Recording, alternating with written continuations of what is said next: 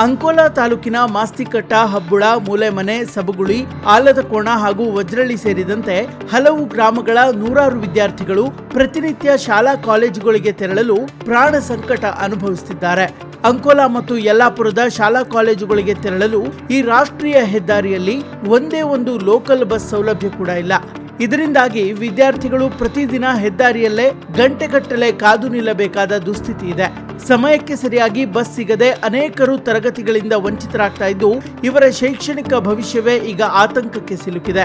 ಇನ್ನು ಬಸ್ ಇಲ್ಲದ ಕಾರಣ ಅನಿವಾರ್ಯವಾಗಿ ವಿದ್ಯಾರ್ಥಿಗಳು, ಅದರಲ್ಲೂ ವಿಶೇಷವಾಗಿ ಹೆಣ್ಣು ಮಕ್ಕಳು, ಹೆದ್ದಾರಿಯಲ್ಲಿ ಬರುವ ಅಪರಿಚಿತ ಲಾರಿಗಳು, ಖಾಸಗಿ ವಾಹನಗಳು ಹಾಗೂ ಹೊರ ರಾಜ್ಯದ ಗೂಡ್ಸ್ ಗಾಡಿಗಳಿಗೆ ಕೈಮಾಡಿ ಜೀವ ಕೈಯಲ್ಲಿ ಹಿಡಿದು ಪ್ರಯಾಣಿಸುತ್ತಿದ್ದಾರೆ.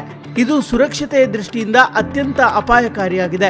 ಯಾವುದೇ ದೊಡ್ಡ ಅನಾಹುತ ಸಂಭವಿಸುವ ಮುನ್ನವೇ ಸಾರಿಗೆ ಇಲಾಖೆ ಎಚ್ಚೆತ್ತುಕೊಂಡು ಬೆಳಗ್ಗೆ ಮತ್ತು ಸಂಜೆ ವಿದ್ಯಾರ್ಥಿಗಳ ಸಮಯಕ್ಕೆ ತಕ್ಕಂತೆ ತಕ್ಷಣವೇ ಲೋಕಲ್ ಬಸ್ಗಳನ್ನು ಓಡಿಸಬೇಕು.